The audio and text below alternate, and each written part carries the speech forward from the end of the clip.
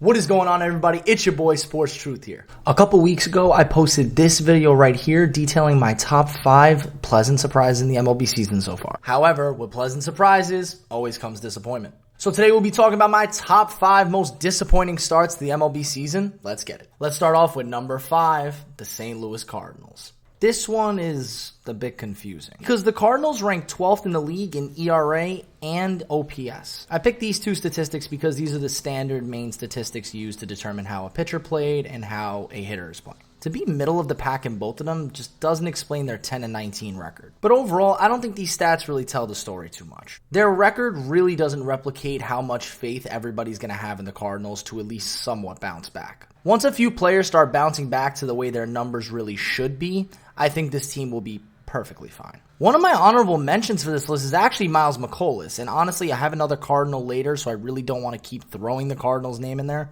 But honestly, Miles Mikolas has slowly started to pick it up again, but his beginning of the year was brutal. Now moving on to number 4, Tyler Anderson. Even though I don't think Tyler Anderson's stats tell the story, overall, his fastball and changeup are getting hit way too hard. In his resurgence year with the Dodgers, his fastball was being slugged at a 428, which is still pretty high, but only a 262 on the changeup. However, this year, his fastball is at a 919 slugging, and his changeup at a 424. Those are way too high. Not to mention, his walks are up a lot. So all the problems he was seeing previously before he met the Dodgers, it seems like some of them are coming back. Now coming in at number 3, this absolute confusion and mess that we call the White Sox.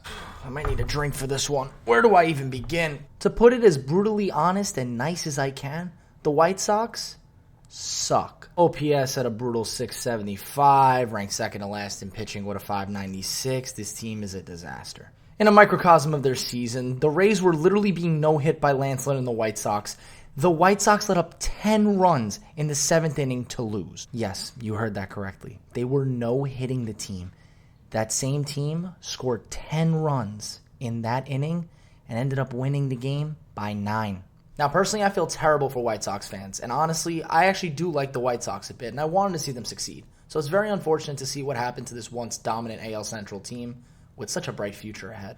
Coming in at number 2, arguably the 2 best third basemen in baseball, Manny Machado and Nolan Arenado. To start with Machado, pretty much every number is down. His batting average, his OBP, and his slugging is ridiculously down. Machado has 4 homers on the year, and 2 of them came in the Mexico City game where the altitude was ridiculous. Arenado has similar problems as his batting average is down, his OBP is down, and his slugging is down to a minuscule 319. The 319 slugging is less than guys like Steven Kwan, Ahmed Rosario, and Anthony Volpe, all players who do not hit for a lot of power. You can honestly attribute a lot of these teams' failures to these 2 players not playing up to their potential, which actually leads me to my number 1, the ALCS and NLCS teams of 2022. I know people hate it when you pick the number 1 and it's like 4 separate teams or 4 separate players, but trust me on this one. As of May 1st, which is the day this is being recorded, the Yankees, Astros, Phillies, and Padres, well, none of those teams lead their division. At this point, they all have 15 wins and around 14 or 13 losses depending on which team you pick. Now, the biggest thing to point out with these teams is that all of them are struggling with serious injuries. The Yankees struggling with the loss of Rodon, Severino, Judge, Stanton, etc. The Padres have only recently gotten Fernando Tatis Jr. back.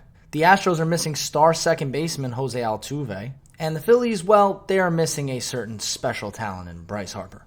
But am I really worried about any of these teams? To be honest, not really. I mean, just to take my favorite team, the Yankees, we have Willie Calhoun batting cleanup in games. Like, that's just something that's not going to last for a while. So as long as these teams get healthy and their stars go back to being stars for some of them, I don't doubt that all 4 of these teams will still be in the playoffs in 2023. So overall, please don't forget to like, comment, and subscribe, and let me know who you think I missed, or maybe if I misjudged a certain team or player. Be sure to check out my other videos. I'm going to be posting a top 5 every week. So thank you all for watching, and I will see you all in the next video.